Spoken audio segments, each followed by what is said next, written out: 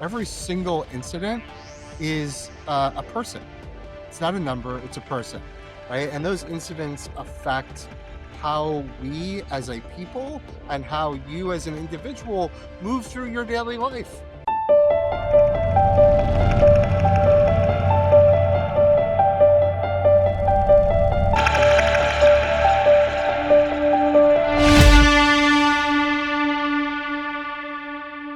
Hello, everybody, lawyers, paralegals, in-house counsel, the entire legal world. I'm Chere Estrin, and I'm your host today, and we're going to talk about a very, very important topic that some of you are not even thinking of, and we're going to talk about anti-Semitism in the legal world. So it always blows me away that there is anti-Semitism in the legal field of all places, where I think people should know better, but all right, apparently not. Many people think of this as outside the workplace. It doesn't belong in the workplace. It doesn't happen in the workplace. It happens in social media. But you've been very clear that it's showing up inside professional environments, or we've been very clear that it's showing up inside professional environments. And I want to talk about that because of last year, as many of you know, there was a major law firm, Louis Brisbois, that was all over the press.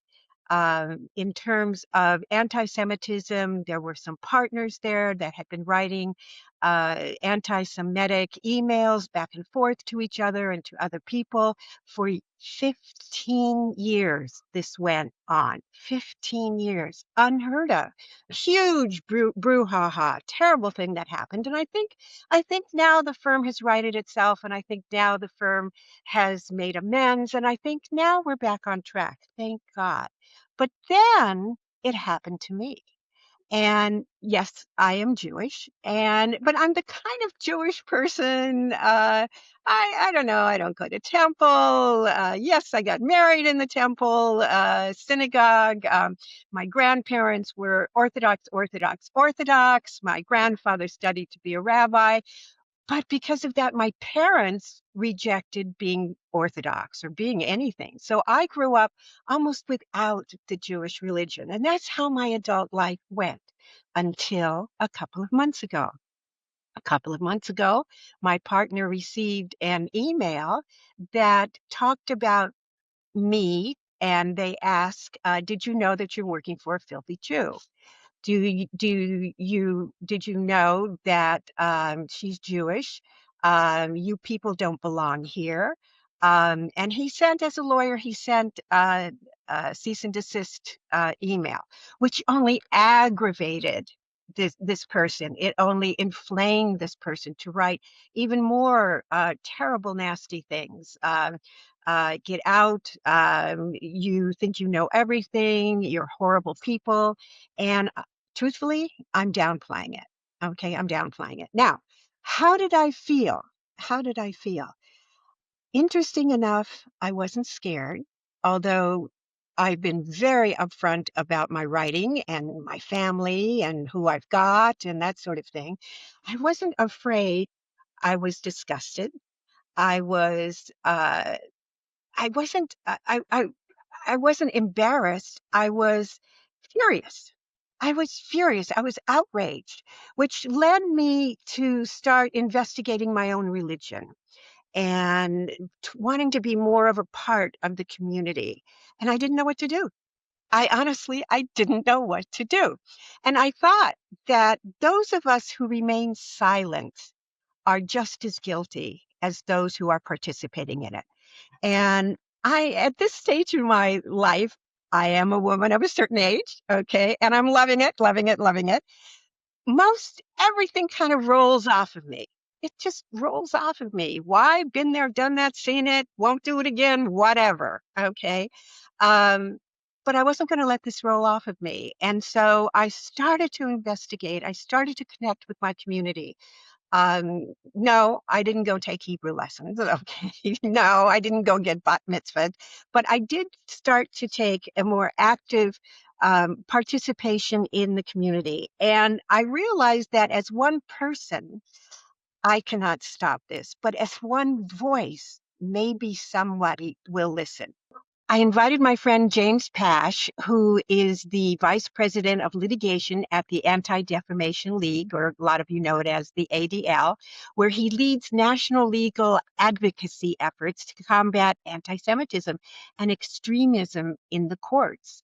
From taking on discrimination in schools and workplaces to pursuing landmark cases against extremist organizations and the state sponsors of the October 7th terrorist attack, James is at the forefront of some of the most consequential civil rights litigation in the entire country. He brings a rare blend of legal expertise, public service, and frontline leadership to the fight against hate. And I did report it. I reported the incident, and the ADL took very good care of me. Okay, he'll tell you about the avenues that you can take with them if this happens to you. Did it make me feel better?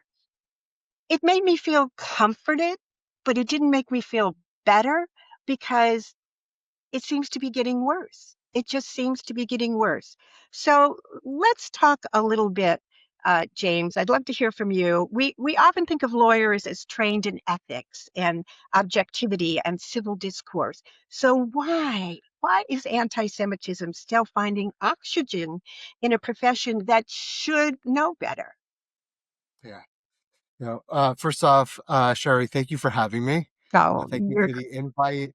And uh, it first off, I'm sorry that we have a reason to talk about this yeah, today, yeah. and um, and I'm sorry about your own personal experiences with anti-Semitism.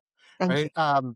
It's it is unfortunately unsurprising, but it should be no less sobering to all of us, right? Because the statistics we're seeing bear out your individual experience, right? We in our adult lifetimes, we've never seen statistical highs the way that we are seeing in anti-Semitism and events of harassment or vandalism or assault or anti-Semitic statements being directed at individuals. Um, and uh, it's important, for people to hear your story, Sherry, because behind those numbers, sometimes we get lost in the statistics. Every single incident is a person. It's not a number, it's a person, right? And those incidents affect how we as a people and how you as an individual move through your daily life, right? And so the impact is real, and so the solutions also need to be impact driven. So just wanted to start there. Um, and as far as anti-Semitism percolating either inside the legal field or inside legal institutions that we hold in such high regard. Um, I think it became clear to all of us at ADL pretty immediately in the wake of the October 7th terrorist attack, which led to a mass spike of anti Semitism being perpetrated against Jews in the United States, that um, the anti Semitism that we were seeing on college campus quads was not ever going to confine itself to the boundaries of campuses, right?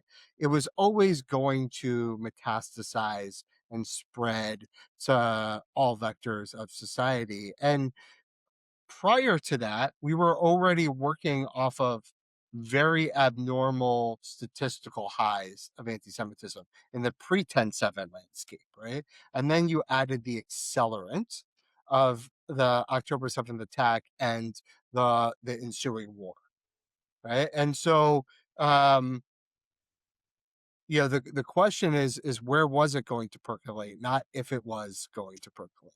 And the reality is as you have stated, is it made its way from the classrooms into the boardrooms, right? And so we have seen it pop up in really ugly ways in the medical field, right, and the legal field, um in in K through 12 education, right?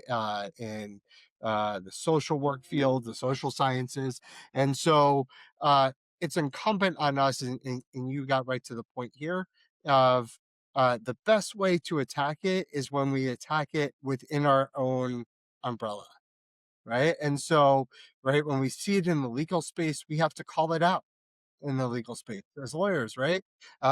Doctors need to call it out in the medical space, doctors and nurses and social workers, and professors need to call it out, and college presidents in the campus space, and we need to call a spade a spade. Um, and uh, and it's not just about speaking out; it's speaking out and then taking action. And sometimes that's legal action, sometimes it's policy action, right? But it's one of, I think, the lessons learned in the incredible spikes of anti-Semitism is across society, uh, we've had institutional failure.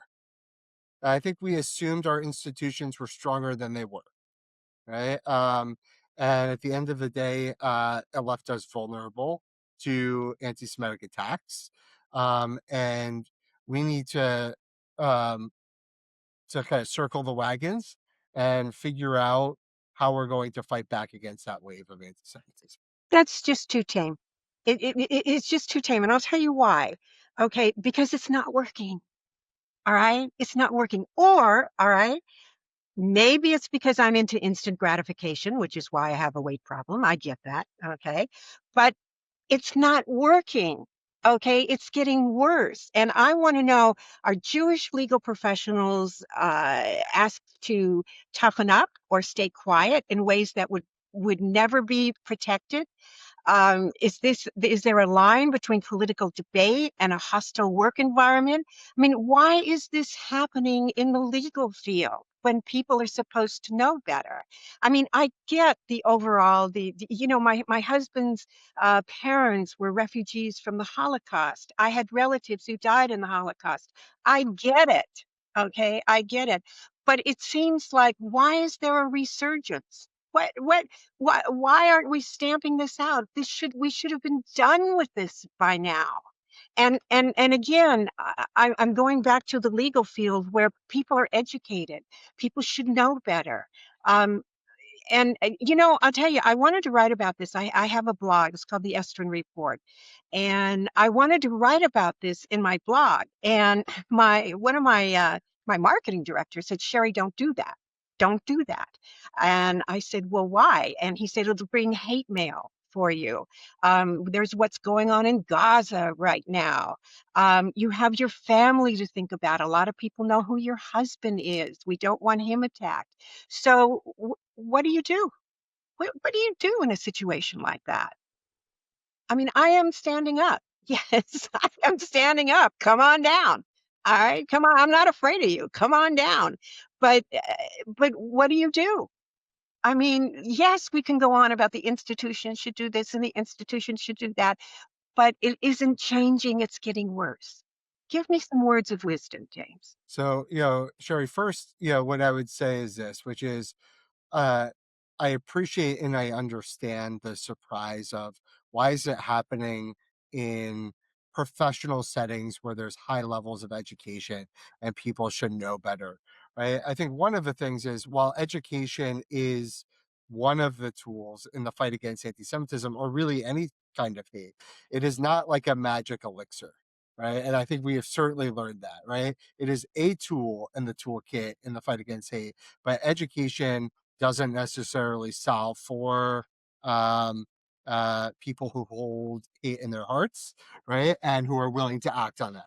And so it's incumbent on us to uh, to speak out for ourselves and also to challenge the system when the system is not protecting us, right? It's why ADL created the Legal Action Network to give an outlet to partly to working professionals who are experiencing anti-Semitism in the workplace to come to us and say, hey, this is what's happening to me.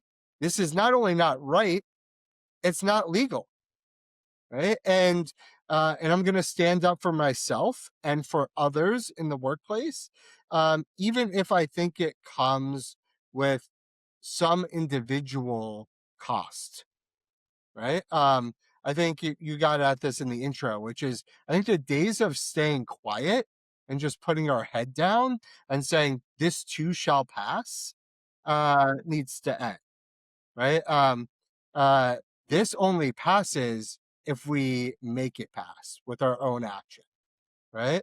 And that could be everything from speaking out, taking legal action, right? Like ensuring that the workplace you're at has new policies, new procedures, right? Because you were the one that said enough, right? And so um it's unfortunate that we have gotten to the place where people have to stand up and say enough, but we're very clearly there, right? And so Are we let me stop you right there. Are we really clearly there? I mean, are we really clearly there? I wanna say, is anybody listening?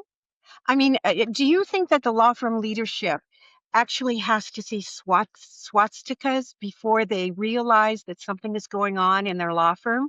Do you think that they're paying attention to the nuances that are happening?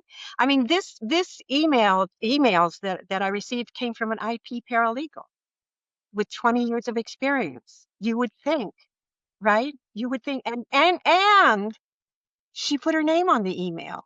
She put her name on there, as though she were proud of it. So do you think that the leadership has to have something huge, like a swastika, like a march, like a pull people out of their homes, to do anything? They're not recognizing the nuances, the little signs. They're not firing people over it. I mean, what is going on here? How do we combat this, and why do we have to combat it? Right? Why? look, I think Sherry, one of the things, I could bring it back to I could talk quickly about legal institutions, which is um I do think there has been um a bit of a sea change in recognizing the problem of anti-Semitism, right?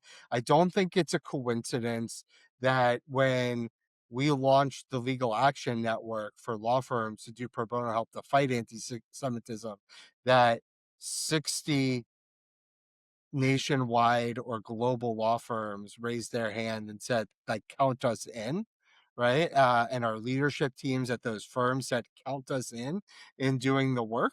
But there is no doubt that that leaders at institutions across the professional landscape um, struggle to find uh, the necessary moral backbone in the wake of the rise of anti-Semitism in the United States. Right? It's what we saw. Going back to where we started to see this percolate on campuses in the beginning. Right? Seemingly, when this all started in the post 10/7 landscape, uh, many, if not the majority of college presidents seemingly um, lost the either moral courage, the fortitude, the backbone to just do the right thing, right? And leadership sometimes turned the other way. Yes, they did, and in the law firms, they turn the other way. So if you're an HR person out there in the audience, if you're a managing partner, if you're any part of leadership that are listening right now, what are the top mistakes that firms make when anti-Semitism issues arise? What kind of mistakes do they make? What would you think? Look, I think that that all uh, HR departments across the professional landscape need to have strict policies and procedures about what is allowed at the workplace. You cannot allow employees to be threatened or harassed by other employees for who they are or their identity, right? Um, uh, for their religious identity, for their ethnic identity, etc. And and making sure that there is proper training, both for the employees and for the human resource staff that are evaluating incidents of harassment and discrimination, right? Uh, are they being trained, and what are they being trained in? Right? Are people in the HR field, or officers who are presiding over internal investigations, are they being trained in the IRA definition of anti-Semitism so that they even have an understanding of what modern anti-Semitism is, or how it manifests itself in current society? That's a key word, modern anti-Semitism. Explain that. Explain what that means. What does that mean? People being attacked for not just our kind of Jewish religion, which I'll call more traditional anti-Semitism. You mentioned like swastikas before, right? More of like a traditional in-your-face anti-Semitism, as compared to what some of what we are seeing today, which is discriminating against you because of your ethnic identity and your ties to your ethnic ties to the land of Israel, right? And trying to hold you, Sherry, responsible for the actions of a government that you are ethnically, that you're attached to as a Jewish people, right? And then attacking you for actions of the Israeli government that they may disagree with. Do you think, though, that these law firms are worried about a public backlash, that they might lose clients? I mean, as absurd as that sounds, I mean, to me, I've turned clients down. Okay, I don't care at this stage in my career, right? I mean, when I was younger, I had a different mindset, right? But now I turn these people down. I say thanks, but no thanks. I'm always polite. Okay, I had to learn that. In fact, my husband always says, "Show me the email before you send it." Right? Okay. Um, but do you think that they're worried about losing clients, about a public backlash? What do you think what do you think they're worried about? If they're silent, if they don't say anything, what do you think is going on? So sure, yeah, I do want to highlight what I highlighted earlier, which is um, uh, I think a lot of firms are pretty active and aware right now, right? And the response that ADL is getting is pretty significant for like law firm involvement in the fight against anti-Semitism. Um, and so I want to start with that, right? Like we have to recognize when um, when people are stepping up to the plate and are being kind of difference makers, and we are seeing that from large swaths of the legal community, and really well known and established firms from coast to coast and everywhere in between. Um, right, like we couldn't do our litigation work on behalf of so many of the plaintiffs and victims of anti-Semitism that we represent, if not for the work of many law firms across this country. Um, and look, I think when anti-Semitism really started spiking, I think there was a whole host of reasons that people were not responding appropriately across like all of society, and I think it was a perfect storm of events that, you had the confluence of anti-Semitism in the social media sphere, combined with the war, combined with people fearing backlash from other sectors of society for speaking out against anti-Semitism. And I think all of that led to a perfect storm of people being quiet, or not expressing the same First Amendment rights that they say that others are entitled to. Mhm. Yeah, freedom of speech. The old freedom of speech, right? I have a right to say this. I'm an American. It's freedom of Well, speech. I have always said, people at the top also have a freedom of speech, and an ability to speak about what their organizations and what their institutions stand for, and what they're willing to accept or not accept as appropriate behavior. What do you think a bad response from a law firm is, or a bad response to their employees? What does a bad response look like? Is it silence that sends a message? Is it uh, letting it continue? Is it not standing up? What does a bad response look like? I mean, silence and sweeping it under the rug would be a bad response, as it is for any institution that's trying to tackle a systemic issue, right? Uh, right. I think vital when confronted with if there's like a virulent incident of anti-Semitism in the workplace, it is vital that it runs through the proper investigative channels, right? And that after that happens, that there are um, uh, significant penalties for perpetrators of anti-Semitism, and that the organizations in charge make sure that their employees know, Jewish and non-Jewish employees, that it won't be tolerated, right? And whether that is in the form of a public statement, whether that's in the form of people understanding what happens when you engage in that sort of behavior, right?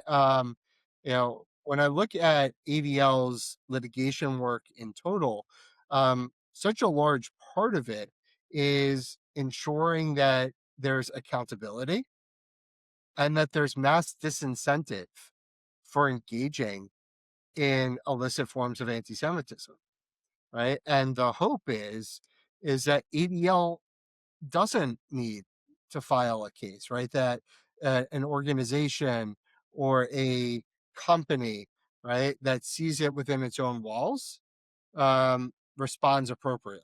What is that response appropriately? What does a good response look like? What does that look like to somebody? I think a good response is entails a lot of what we've covered, right?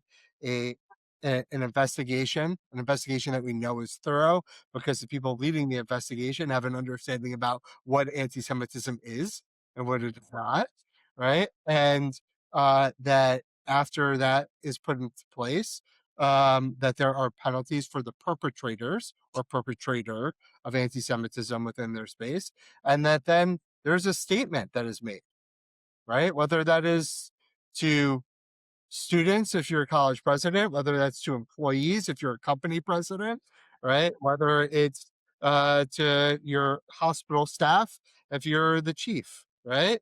Um, a statement about what occurred and that it won't be tolerated within the four walls of the company. Do you think people who are experiencing this personally, for example, I'd forgotten until just now, this is wild. I'm not going to tell you how many years ago this was, but I was in the theater. Okay. I was going to be the next Barbara Streisand, although I found out you had to sing on key, so it wasn't working for me. But, $50,000 worth of voice lessons right out the window. But the Seattle Times did a I full was page. going to be the closer for the New York Mets. Oh, We wow. both wound up being lawyers. It's funny how that That's great. happened. That's great. It's funny how life takes you. But the Seattle Times did this whole page article on me at one time. And how did they open? They opened with, "What's a nice Jewish girl like Chere Estrin doing in a city like Seattle?" And I remember seeing that, and it hit me because that phrase, "What's a nice Jewish girl," right, was very common at the time.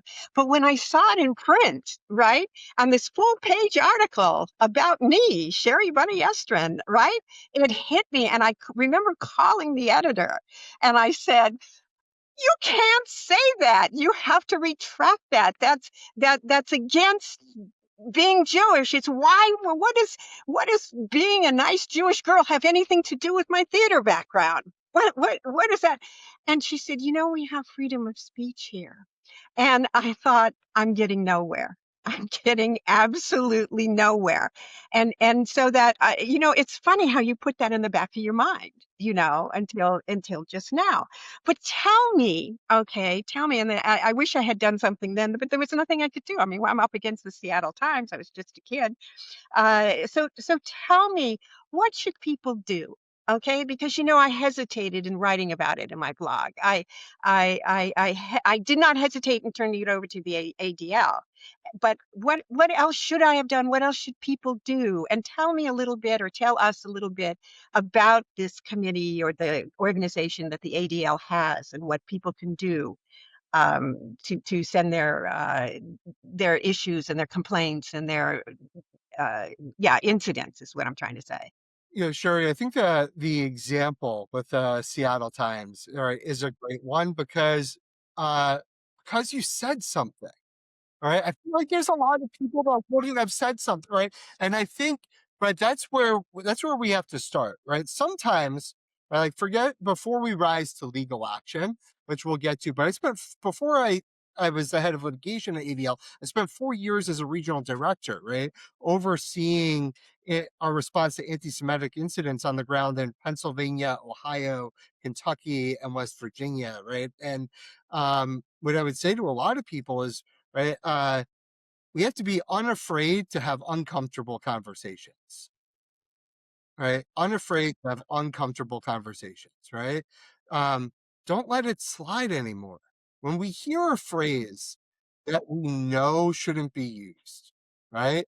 Um, sometimes, and unfortunately, I think this is where we've gotten to the point in society. The person using it might not even know that it comes across as anti-Semitic, right? Because it's been so built into the daily lexicon, so normalized. All right, the way that Seattle Reporter viewed it as like this is just a normal phrase, right? And so I'm comfortable as a reporter putting it in writing now. We didn't mean anything by it. Okay. Right? The impact first intent, right? And so, um, right, so important to like if you hear something in the workplace from a colleague, right, like to be bold enough to be like, hey, I know you, and I know that like your intent might not be to have said something that would be hurtful to the Jewish employees that are around you, but the impact of your statement was, right? Like, and so start there from just like a basic human level. Obviously we have to do much more than that, but I'm just saying in our daily interactions we have to be unafraid to having those conversations with our colleagues, even our friends, family members who might say something, right? And to have those conversations. um Obviously there are things that escalate past that point, right? Where you say, okay, there's a systemic issue at the place that I'm working or at my child's elementary school, right? Where there's stuff in the curriculum or there's stuff, right? Or there's things that are happening in the workplace and it has to be reported. And I urge people to uh to be unafraid to m- make the change, challenge either through an internal grievance process or an external one, right? And there are different options that are available to people. But if people want advice even in that process, ADL is there for them. So, similarly to how you wrote into ADL, we've created this entire system called the ADL Legal Action Network. You would submit an incident and you would say, this is what's happening to me in the workplace, right? A bunch of comments were being made. And then I went up for this promotion and I didn't get it, but someone less qualified did. And I think it might go back to this form of anti-Semitism that occurred at the company that I'm working for, right? What we would do is we would evaluate it and work with you and one of the 60 firms that are in our network that have risen their hand to do pro bono litigation work with ADL, and we would say, here are your potential next steps. Right, here's the internal process that you need to go through first, or you are going through, and then here are the availabilities and remedies that you have externally, right? Whether that's a state lawsuit, a federal lawsuit, whether it's just a demand letter that needs to be written to an organization or an educational institution about making the following changes. There's a whole range. There's administrative complaints with the government, but we're there to guide you through the process and to provide legal representation. And if legal representation is not the right solution, right? We have 25 regional offices across the country that we work with. And we'll say, Sherry, like, thank you for writing to us. This doesn't rise to the level yet of needing to take legal action, but it doesn't mean that there's no solution. Okay, very comforting to hear. That is very comforting. Well, let me ask you a final question, James, and let me tell you how it just goes to my heart that you guys are out there. Okay. I mean, it's not like when my grandparents were alive. It's not when my husband's parents were fleeing Europe. Okay, and came to the United States with $25 in their pocket. Okay, let me ask you this. And I wrote this out because I want to get it right. All right. If the legal profession truly believes in justice, fairness, and the rule of law, what responsibility does it have to confront anti Semitism head on rather than treating it as too sensitive to address? I think that it is not just a choice, but a moral obligation.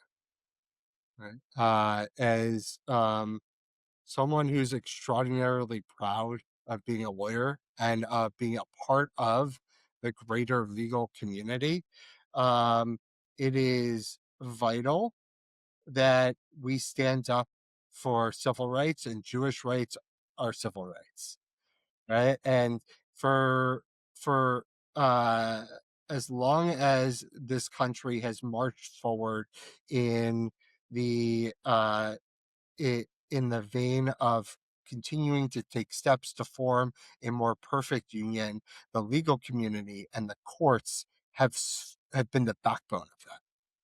Right, we have always been on the front lines in the fight against hate, and that should be no different in the fight against anti-Semitism.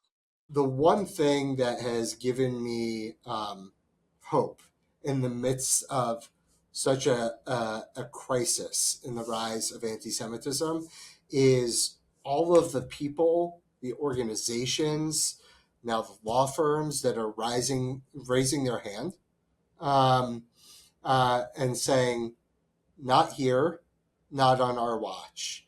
And it's important for all of us to remember that there are more of us than there are of them, right? And if we work together and we row in the same direction, history has shown that we will fight back and win in the fight against anti Semitism.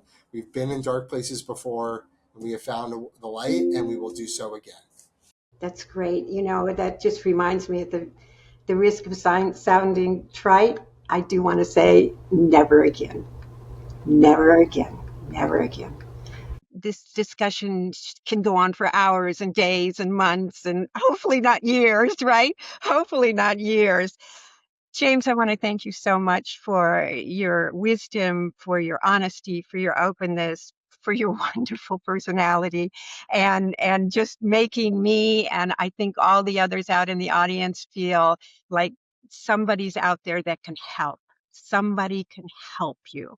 So if you or your friends or anybody that you know is experiencing anti-Semitism, or you just want to get to know more about what it's all about, contact the ADL. The number is below. The website is below. If you have a complaint, by all means, file the complaint. Hey, file, even if you don't think it was that big of a deal, it is a big deal. I want you all to stand up, not be afraid. Okay, you have Chere Estrin and James Pasch behind you. Okay, I don't know what that means, but we're here for you. Stand up and do the right thing. Thank you, and we'll see you next time.